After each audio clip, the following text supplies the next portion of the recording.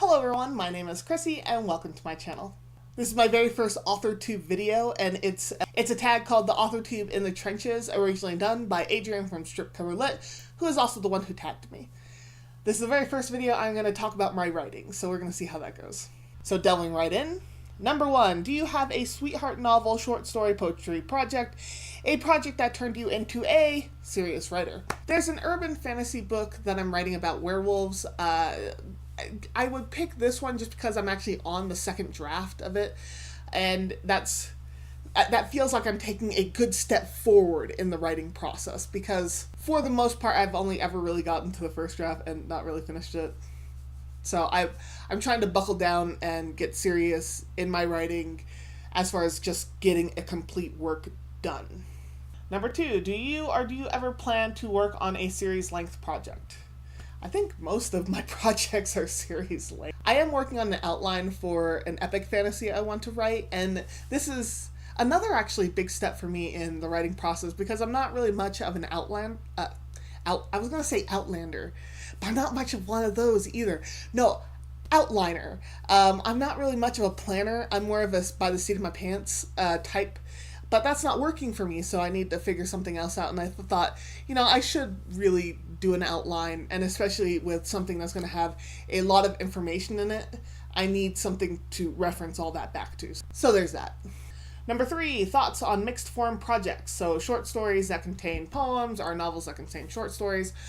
I like mixed form projects. I think if you read a lot of high fantasy, it tends to happen in that a lot, especially if you have a prophecy. If you have a prophecy, there's poems out the wazoo. Number 4, where do you picture publishing in 10 years?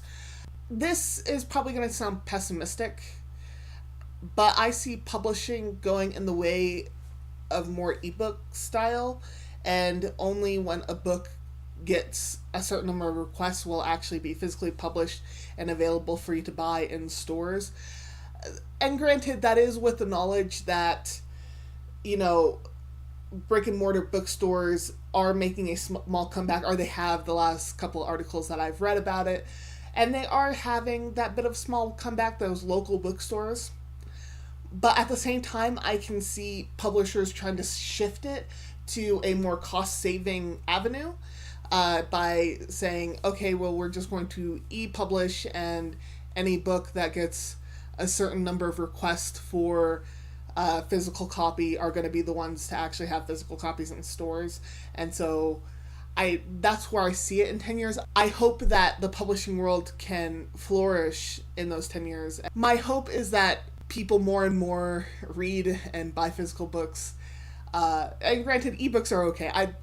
This is not a complaint against ebooks by any way, shape, or form, because I do think that is a great format, and especially for those who, don't have access to books. But at the same time, I do love physical books. So 5, if you could have one booktuber review your work, who would it be?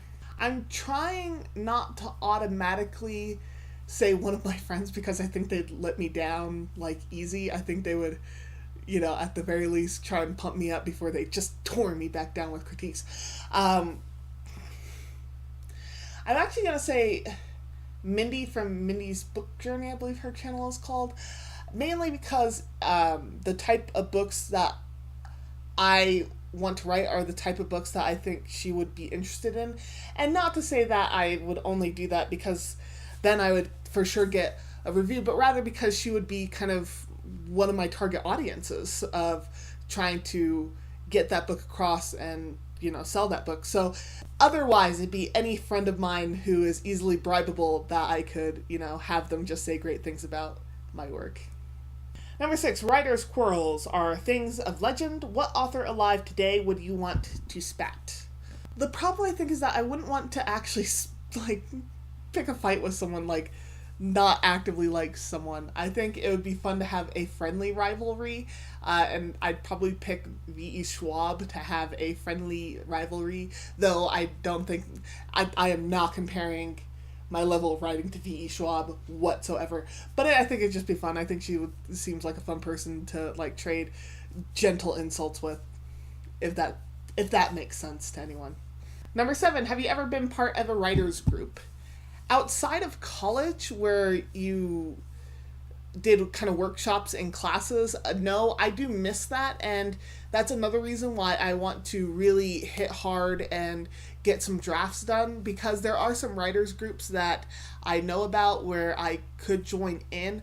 I just really need to get some work finished and then, critique other people's works before I even bring up my own. But I just need to get something finished so I don't feel like I'm just a fraud sitting in their writing group, but rather I actually have something to contribute in both writing and critique-wise.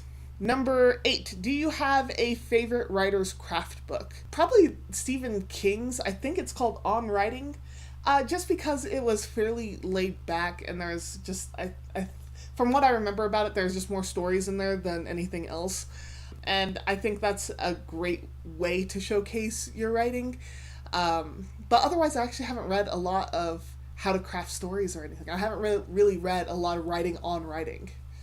At least not in the last 11 years. Not since I graduated. Number 9, do you have a least favorite writer's book? I don't really have a least favorite, though. If I were to bring up the stuff I read back when I was in college, I'd probably have a whole lot of a different story. I do remember there was this one writer's book. It wasn't bad, and I think it had some great points, but it was about the hero's journey, and I think that's what it was called. And it's pretty much took like Star Wars and told, the different points, where the hero rejects the quest, and then the hero gets the mentor, and it really went into those plot points and the journey that the hero goes on, and that when you write, you should use the hero's journey as kind of an outline point. And it's generally good advice. Like, I don't think it's bad advice at all, but I do think it's a little bit constricting as far as what writing can do and accomplish. So that was my first Authortube video. If you like this video, please hit that like button. If you like seeing me talk about my writing instead of just books, hit that subscribe button. And as always and forever, may you get lost in a book.